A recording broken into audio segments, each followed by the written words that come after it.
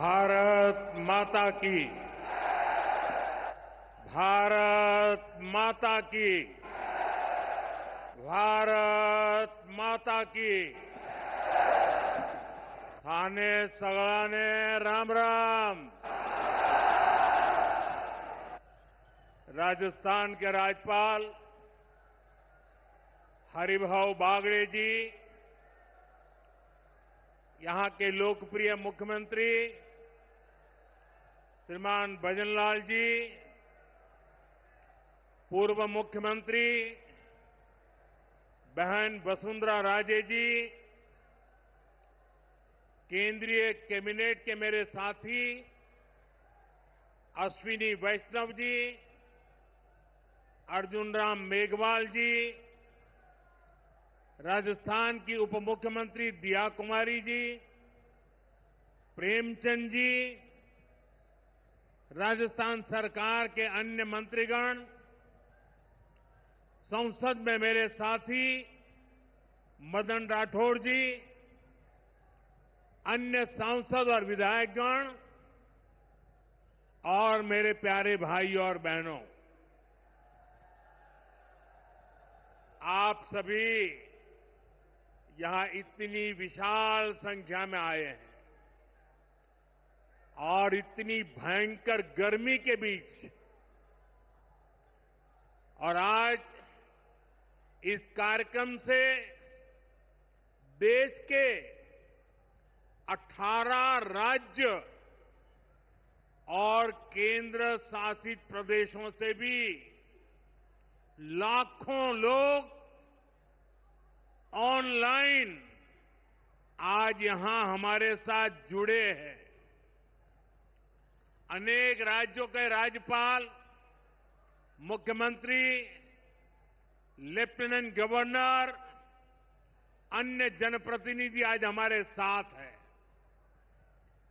मैं देश भर से जुड़े सभी महानुभावों का, जनता जनार्दन का अभिनंदन करता हूं। भाई और बहनों, मैं यहां पर करणी माता का आशीर्वाद लेकर आपके बीच आया हूं। करणी माता के आशीर्वाद से विकसित भारत बनाने का हमारा संकल्प और मजबूत हो रहा है। थोड़ी देर पहले विकास से जुड़ी 26,000 करोड़ रुपए की परियोजनाओं का यहां शिलान्यास और लोकार्पण हुआ है।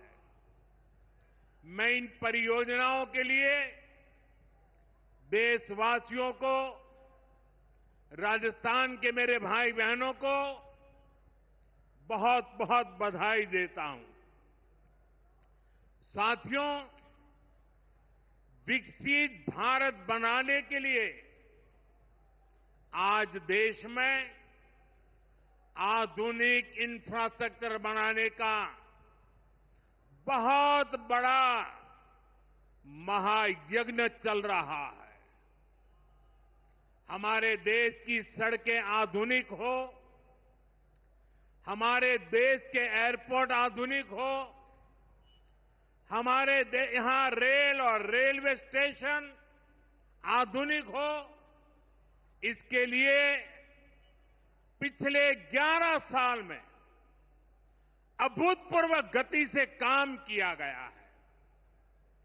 आप कल्पना कर सकते हैं, इंफ्रास्ट्रक्चर के इन कामों पर देश पहले जितना पैसा खर्च करता था, आज उससे 6 गुना ज्यादा पैसा खर्च कर रहा है। 6 गुना ज्यादा। आज भारत में हो रहे इन विकास कार्यों को देखकर दुनिया भी हैरान है। आप उत्तर में जाएंगे तो चिनाब ब्रिज जैसा निर्माण देखकर लोग हैरान हैं। पूर्व की तरफ जाएंगे तो अरुणाचल की सेला टनल, असम का बोगीबिल ब्रिज आपका स्वागत करते हैं। पश्चिम भारत में आएंगे तो मुंबई में समंदर पर बना अटल सेतु नजर आएगा। सुदूर दक्षिण में देखेंगे तो पंबन ब्रिज मिलेगा, जो अपनी तरह का देश का पहला ब्रिज है। साथियों, आज भारत अपनी ट्रेनों के नेटवर्क को भी आधुनिक कर रहा है। ये वंदे भारत ट्रेनें, अमृत भारत ट्रेनें, नमो भारत ट्रेनें, ये देश की नई गति और नई प्रगति को दर्शाती है। अभी देश में करीब 70 रूट पर वंदे भारत ट्रेनें चल रही है। इससे दूर सुदूर के इलाकों में भी आधुनिक रेल पहुंची है। बीते 11 साल में सैकड़ों रोड ओवरब्रिज और रोड अंडरब्रिज का निर्माण किया गया है। 34,000 किलोमीटर से ज्यादा के नए रेल ट्रैक बिछाए गए हैं। अब ब्रॉडगेज लाइनों पर मानव रहित क्रॉसिंग, वो बात इतिहास बन चुकी है, खत्म हो चुकी है। हम मालगाड़ियों के लिए अलग से स्पेशल पटरियां, डेडिकेटेड फ्रेट कॉरिडोर का काम भी तेजी से पूरा कर रहे हैं। देश के पहले बुलेट ट्रेन प्रोजेक्ट पर काम चल रहा है और इन सबके साथ ही हम एक साथ देश के करीब 1300 से अधिक रेलवे स्टेशनों को भी आधुनिक बना रहे हैं। साथियों, आधुनिक हो रहे इन रेलवे स्टेशनों को देश ने अमृत भारत स्टेशन का नाम दिया है। आज इनमें से 100 से अधिक अमृत भारत स्टेशन बनकर के तैयार हो गए हैं। सोशल मीडिया पर भी लोग देख रहे हैं कि इन रेलवे स्टेशनों का पहले क्या हाल था और अब कैसे इनकी तस्वीर बदल गई है। साथियों, विकास भी, विरासत भी, इस मंत्र का इन अमृत भारत रेलवे स्टेशनों पर उसका नजारा साफ साफ दिखाई देता है। ये स्थानीय कला और संस्कृति के भी नए प्रतीक है। जैसे राजस्थान के मांडलगढ़ रेलवे स्टेशन पर महान राजस्थानी कला संस्कृति के दर्शन होंगी। बिहार के थावे स्टेशन पर मां थावे वाली के पावन मंदिर और मधुबनी चित्रकला को दर्शाया गया है। मध्य प्रदेश के ओरछा रेलवे स्टेशन पर आपको भगवान राम के आभा का एहसास होगा। श्रीरंगम स्टेशन का डिजाइन भगवान श्री रंगनाथ स्वामी जी के मंदिर से प्रेरित है। गुजरात का डाकोर स्टेशन रणछोड़राय जी से प्रेरित है। तिरुवन्नामलई स्टेशन द्राविड़ वास्तुकला के अनुसार डिजाइन किया गया है। बेगमपट स्टेशन पर आपको काकतीय साम्राज्य के समय का आर्किटेक्चर देखने को मिलेगा। यानी हर अमृत स्टेशन पर आपको भारत की हजारों साल पुरानी विरासत के दर्शन भी होंगे। ये स्टेशन हर राज्य में टूरिज्म को भी बढ़ावा देने के माध्यम बनेंगे, नौजवानों को रोजगार के नए मौके देंगे और मैं उन शहर के नागरिकों को, रेलवे में यात्रा करने वाले पैसेंजर से प्रार्थना करूंगा, ये सारी संपत्ति के मालिक आप हैं। कभी भी वहां गंदगी न हो, इस संपत्ति का नुकसान न हो, क्योंकि आप उसके मालिक हैं। साथियों, इंफ्रास्ट्रक्चर बनाने के लिए जो पैसा सरकार खर्च करती है, वो रोजगार भी बनाता है, व्यापार कारोबार भी बढ़ाता है। जो हजारों करोड़ रुपए सरकार लगा रही है, ये पैसा मजदूर की जेब में जा रहा है, ये दुकानदार को मिल रहा है, दुकान और फैक्ट्री में काम करने वाले लोगों को मिल रहा है। रेत, बजरी, सीमेंट, ये सारी चीजें ढोने वाले ट्रक, टेम्पो चलाने वालों को भी इससे फायदा होता है। और जब ये इंफ्रास्ट्रक्चर बनकर तैयार हो जाता है, तो फिर अनेक गुना और फायदे होते हैं। किसान की उपज कम कीमत में बाजार तक पहुंचती है, वेस्टेज कम होती है, जहां सड़कें अच्छी होती हैं, नई ट्रेनें पहुंचती हैं, वहां नए उद्योग लगते हैं, पर्यटन को बहुत बढ़ावा मिलता है। यानी इंफ्रास्ट्रक्चर पर लगने वाले पैसे से हर परिवार का, खास तौर पर हमारे नौजवानों का सबसे अधिक फायदा होता है। साथियों, इंफ्रास्ट्रक्चर पर जो काम हो रहा है, उसका हमारे राजस्थान को भी बड़ा लाभ मिल रहा है। आज राजस्थान के गांव-गांव में अच्छी सड़कें बन रही हैं, बॉर्डर के इलाकों में भी शानदार सड़कें बन रही हैं।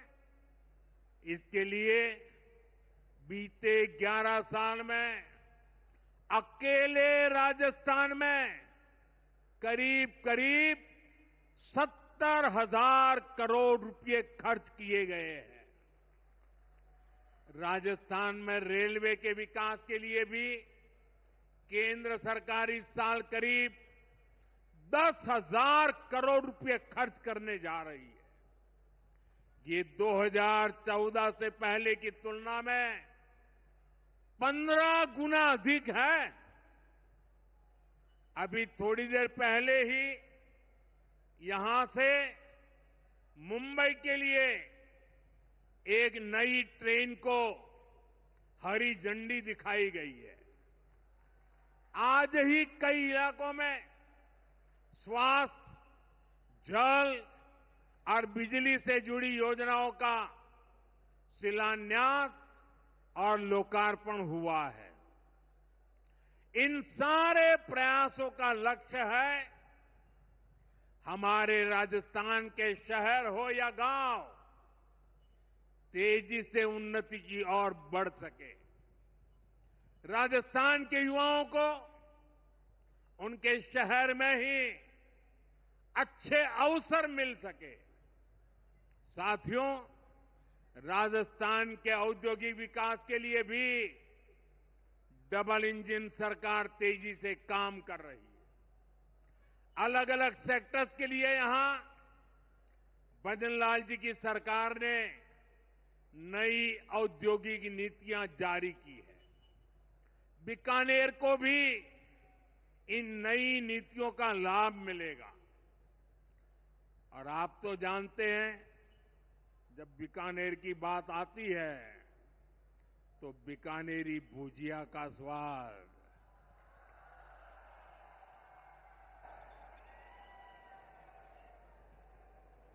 और बीकानेरी रसगुल्लों की मिठास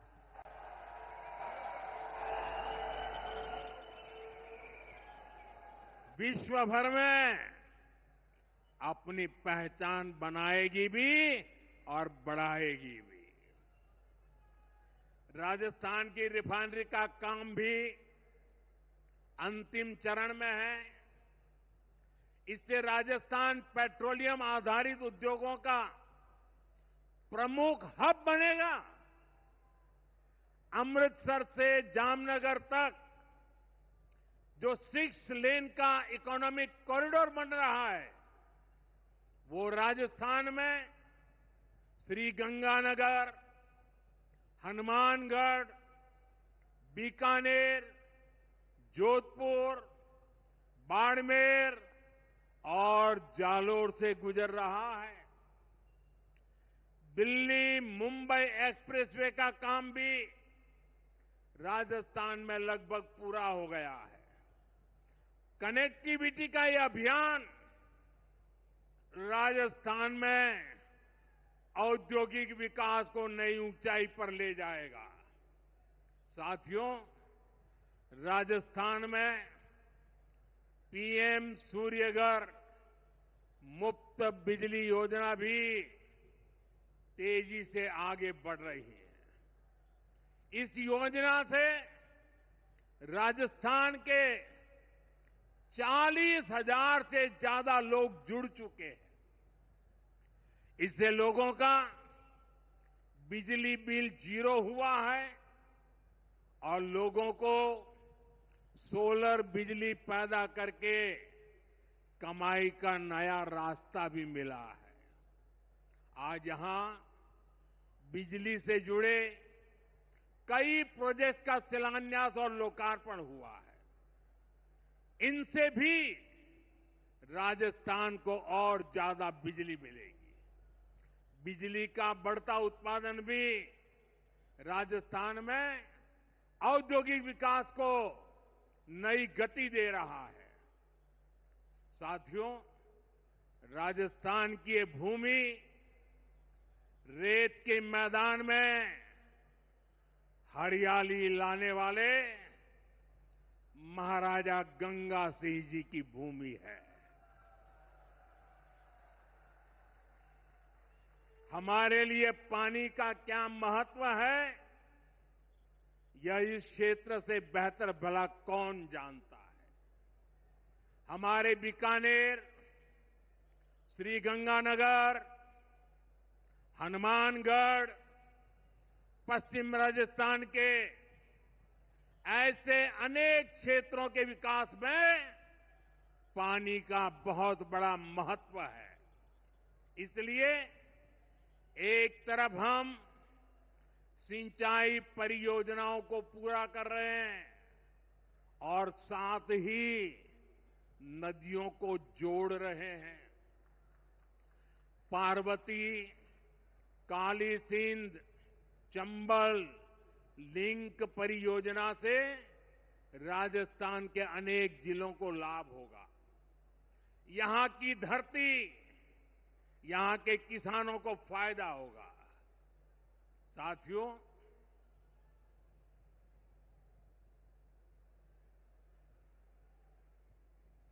राजस्थान की ये वीर धरा हमें सिखाती है कि देश और देशवासियों से बड़ा और कुछ नहीं। 22 अप्रैल को आतंकवादियों ने धर्म पूछकर हमारी बहनों की मांग का सिंदूर उजाड़ दिया था।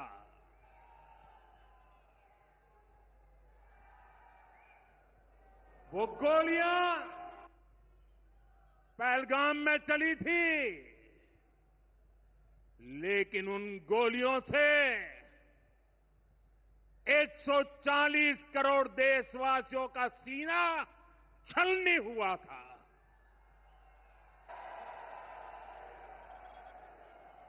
इसके बाद हर देशवासी ने एकजुट होकर संकल्प लिया था कि आतंकवादियों को मिट्टी में मिला देंगे, उन्हें कल्पना से भी बड़ी सजा देंगे। आज आपके आशीर्वाद से, देश की सेना के शौर्य से हम सब उस प्रण पर खरे उतरे हैं।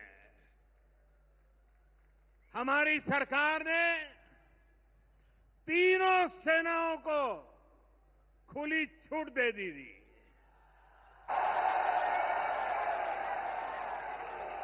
और तीनों सेनाओं ने मिलकर ऐसा चक्रव्यूह रचा कि पाकिस्तान को घुटने टेकने के लिए मजबूर कर दिया।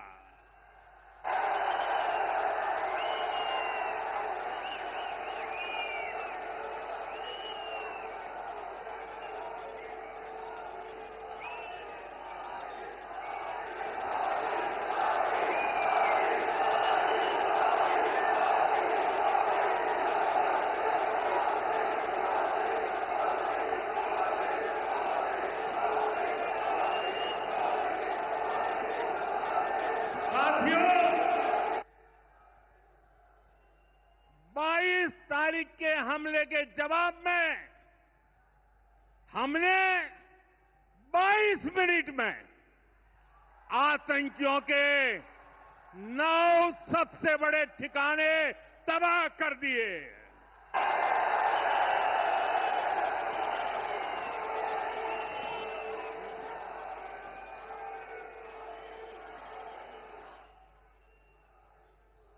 दुनिया ने और देश के दुश्मनों ने भी देख लिया कि जब सिंदूर बारूद बन जाता है तो नतीजा क्या होता है।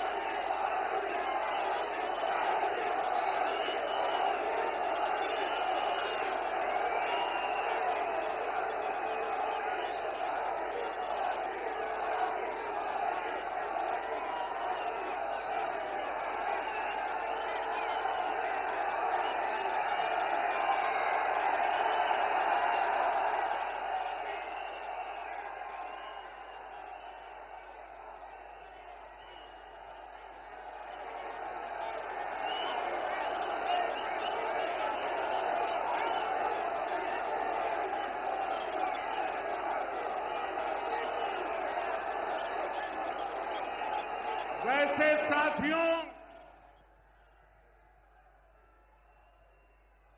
ये संयोग ही है। 5 साल पहले जब बालाकोट में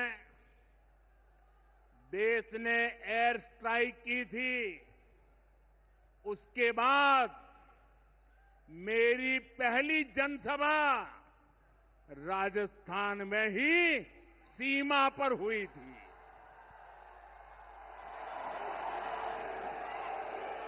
वीर भूमि का ही ये तप है कि ऐसा संयोग बन जाता है। अब इस बार जब ऑपरेशन सिंदूर हुआ तो उसके बाद मेरी पहली जनसभा फिर यहां वीरभूमि राजस्थान की सीमा पर बीकानेर में आप सभी के बीच हो रही है।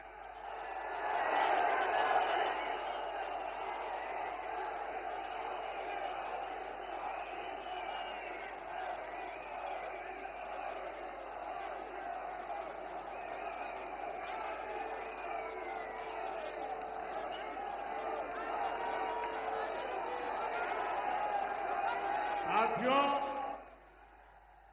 चूरू में मैंने कहा था, एयर स्ट्राइक के बाद मैं आया था, तब मैंने कहा था, सौगंध मुझे इस मिट्टी की,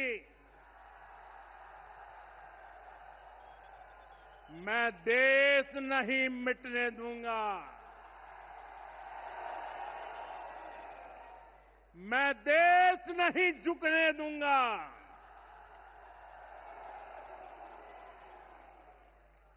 आज मैं राजस्थान की धरती से देशवासियों से बड़ी नम्रता के साथ कहना चाहता हूं, मैं देश के कोने कोने में जो तिरंगा यात्राओं का हुजूम चल रहा है,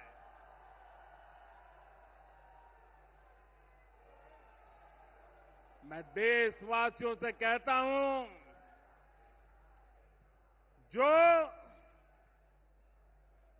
जो सिंदूर मिटाने निकले थे, जो सिंदूर मिटाने निकले थे, उन्हें मिट्टी में मिलाया है।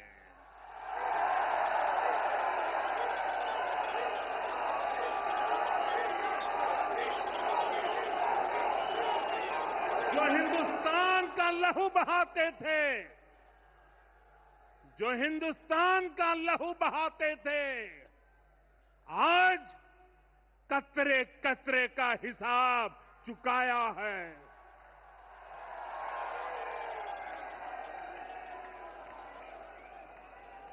जो सोचते थे भारत चुप रहेगा, आज वो घरों में डूब डूब के पड़े हैं।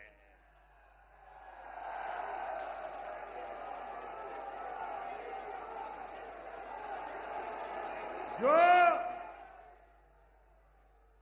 अपने हथियारों पर घमंड करते थे, जो अपने हथियारों पर घमंड करते थे, आज वो मलबे के ढेर में दबे हुए हैं।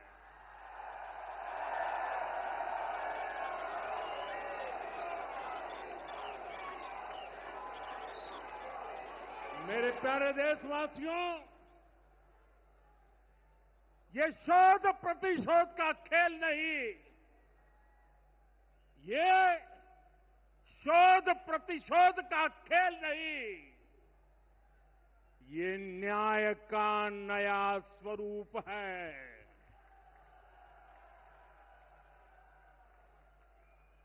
ये न्याय का नया स्वरूप है। ये ऑपरेशन सिंदूर है।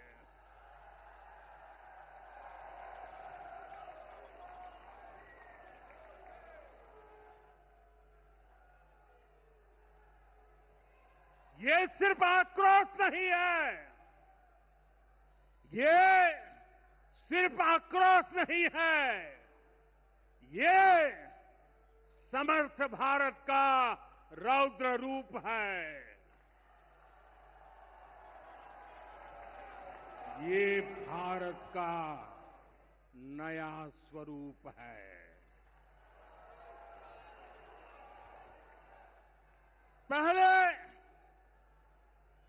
पहले घर में घुसकर किया था वार, पहले घर में घुसकर किया था वार, अब सीधा सीने पर किया प्रहार है।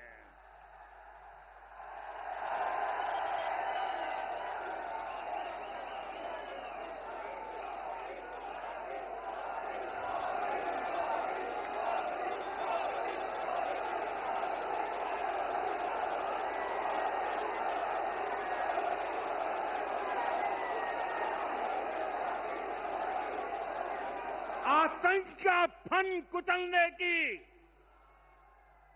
आतंक का फन कुचलने की यही नीति है, यही रीति है, यही भारत है, नया भारत है। ये भारत माता की, भारत माता की, भारत माता की। ऑपरेशन सिंदूर ने आतंकवाद से निपटने के 3 सूत्र तय कर दिए हैं। पहला, भारत पर आतंकी हमला हुआ तो करारा जवाब मिलेगा। समय हमारी सेनाएं तय करेगी, तरीका भी हमारी सेनाएं तय करेगी और शर्तें भी हमारी होगी। दूसरा, एटम बम की गीदड़ बप्तियों से भारत डरने वाला नहीं है।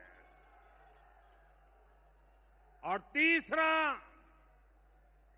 हम आतंक के आकाओं और आतंकी सरपरस्त सरकार को अलग अलग नहीं देखेंगे, उन्हें अलग अलग नहीं देखेंगे, उन्हें एक ही मानेंगे। पाकिस्तान का ये स्टेट और नॉन स्टेट एक्टर वाला खेल अब नहीं चलेगा। आपने देखा होगा, पूरी दुनिया में पाकिस्तान की पोल खोलने के लिए हमारे देश के 7 अलग अलग प्रतिनिधिमंडल पूरे विश्व भर में पहुंच रहे हैं।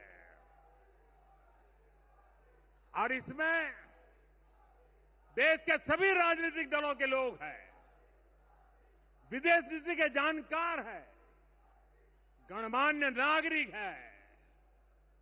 अब पाकिस्तान का असली चेहरा पूरी दुनिया को दिखाया जाएगा।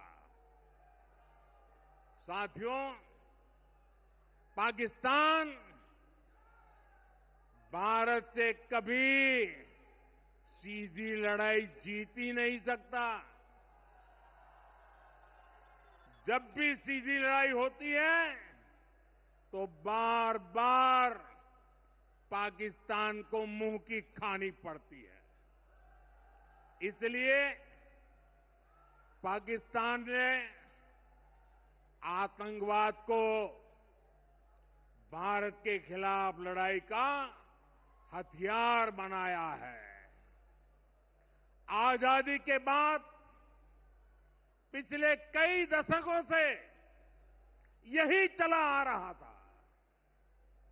पाकिस्तान आतंक फैलाता था, निर्दोष लोगों की हत्याएं करता था, भारत में डर का माहौल बनाता था।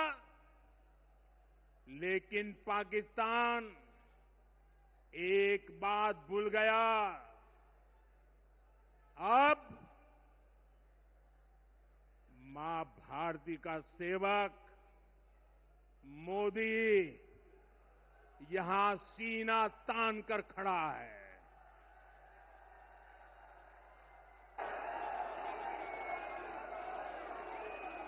मोदी का दिमाग ठंडा है, ठंडा रहता है, लेकिन मोदी का लहू गर्म होता है।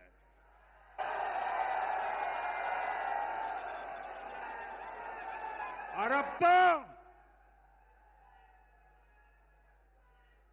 मोदी की नसों में लहू नहीं, गरम सिंदूर बह रहा है।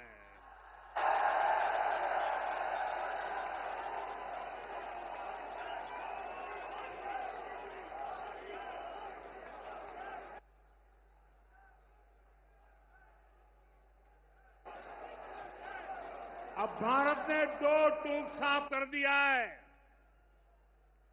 हर आतंकी हमले की पाकिस्तान को भारी कीमत चुकानी पड़ेगी और ये कीमत पाकिस्तान की सेना चुकाएगी, पाकिस्तान की अर्थव्यवस्था चुकाएगी। साथियों, जब मैं दिल्ली से यहां आया तो बीकानेर के नाल एयरपोर्ट पर उतरा। पाकिस्तान ने इस एयरबेस को भी निशाना बनाने की कोशिश की थी, लेकिन वो इस एयरबेस को रत्ती भर भी नुकसान नहीं पहुंचा पाया। और वहीं यहां से कुछ ही दूर सीमा पार पाकिस्तान का रहीम यार खान एयरबेस है। पता नहीं आगे कब खुलेगा। आईसीयू में पड़ा है। भारत की सेना के अचूक प्रहार ने इस एयरबेस को तहस नहस कर दिया है।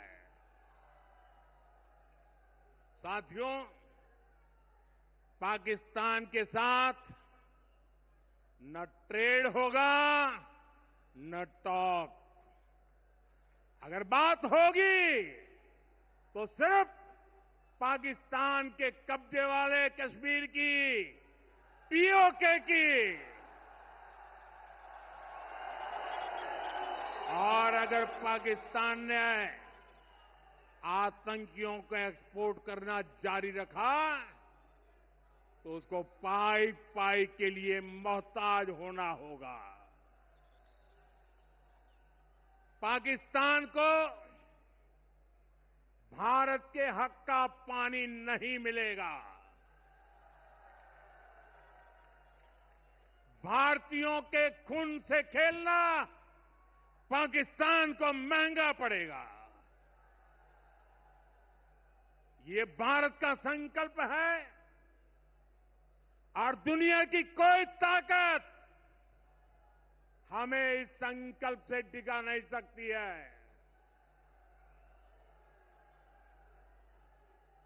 भाइयों और बहनों, विकसित भारत के निर्माण के लिए सुरक्षा और समृद्धि दोनों जरूरी है।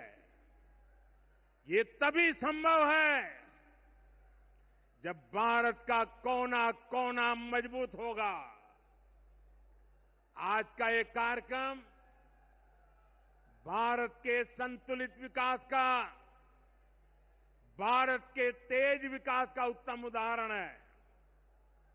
मैं एक बार फिर इस वीर धरा से सभी देशवासियों को बधाई देता हूं।